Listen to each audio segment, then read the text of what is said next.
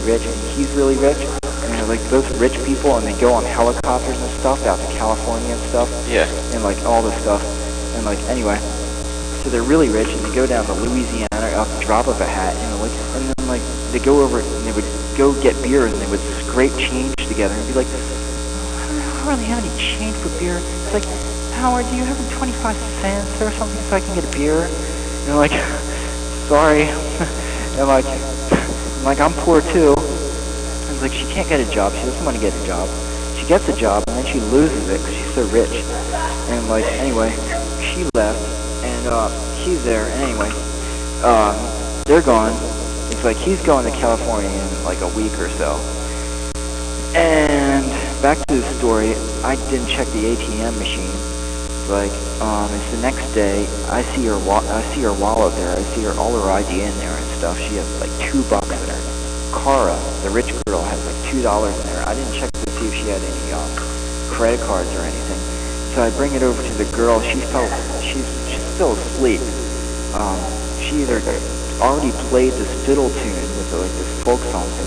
She's still on this knack for the ELO about the whole feeling thing from the night before, like this whole like harmonic feeling thing, how we got, like raised the harmony of nature and stuff with this feeling or something.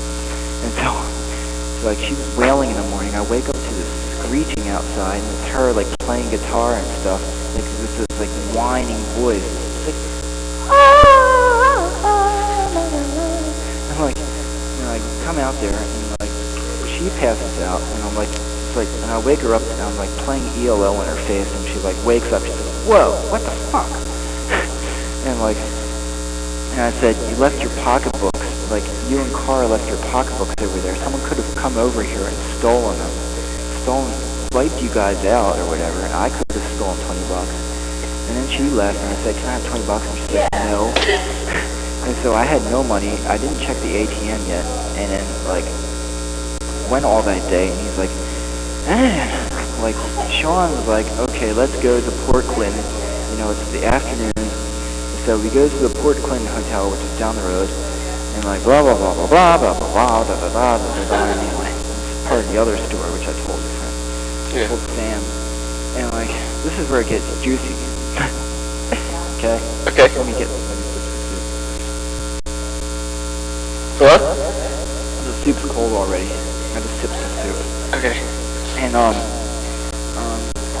so anyway, the funny thing is that there's this electric light film crew there. This guy's wearing an electric light film, a t-shirt. I'm like, that's interesting. Maybe I should strike up a conversation. He's like, are you from Philly? I was like, sitting there, and I'm like stalling. I'm like, he's like, why are you interested in this film thing? I'm like, I'm not sure. I'm like, well, maybe it would be good. He's like, I only do DVDs now. I'm like, well, that would be good for and like Sean chimes in.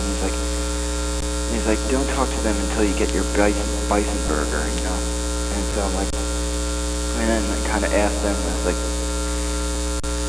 and they left, and so it gets really tiring. So, like, anyway.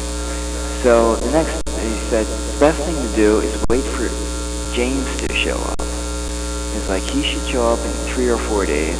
And so I'm like, you can wait in his car. It's like, he left his car here for some reason, went home for his car to Reading.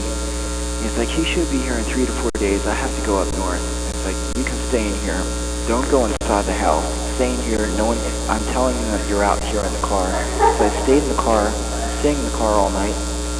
I wake up in the morning. The shoe list is gone. I was going to call some numbers and stuff off the list, but the people inside the house that hate me, that painted the shed, they came out, they left the window open, and they took the shoe list, and then I woke up with a bruise on my leg. And like all my change fell out.